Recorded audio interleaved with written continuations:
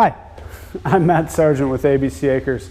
I'm in our greenhouse where we're establishing another bed of King Straphoria. In the past, we've had a couple videos where I've talked about the benefits of King Straphoria and how to use established beds as nurseries to spread it elsewhere. Well, we're mulching in the greenhouse. We have some Straphoria spawn that we bought, so we're inoculating this bed. And I just really quickly, before I show you the how, because it's super simple and it's not going to take any time, is I just want to point out that King Straphoria, along with other mushroom species, can be some of the most beneficial companion plants that you can grow in your garden.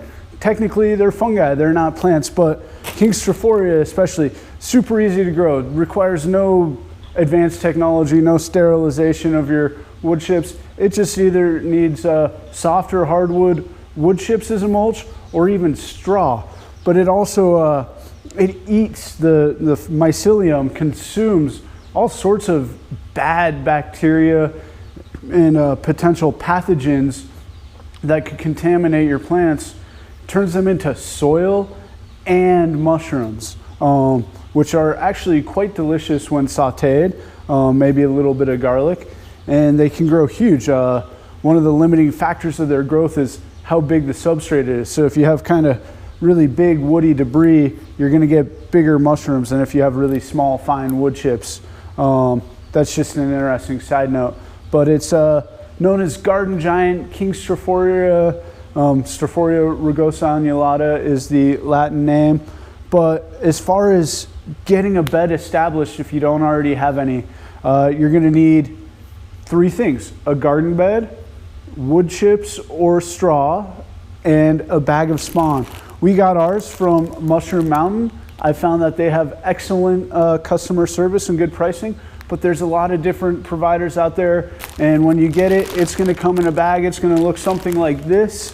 You can see all the white mycelium, but basically you're going to put down a ½ inch to an inch of mulch, and then you're going to sandwich the spawn in the mulch itself. So you're going to open your bag, break it up, and start spreading it. Close-up look, you can see I've spread that white myceliated sawdust spawn pretty evenly throughout the bed. Some areas like this where it's not quite broken up, you can break it up more. If you don't, that just means once you cover it, that area is going to colonize faster than others. All right, so you have two layers of your sandwich. You have, or I guess three. You have the soil, wood chips, and then your spawn. And then you're basically just going to spread another ½ inch to an inch over that middle part of the sandwich. It's kind of like lasagna gardening, but you're incorporating a living fungi into it.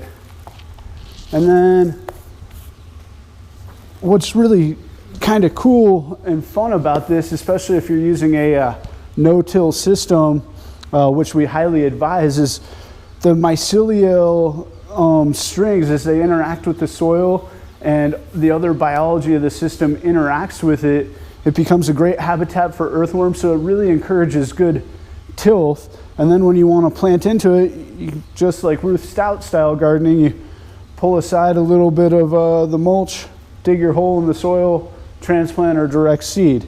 And there's numerous benefits to this,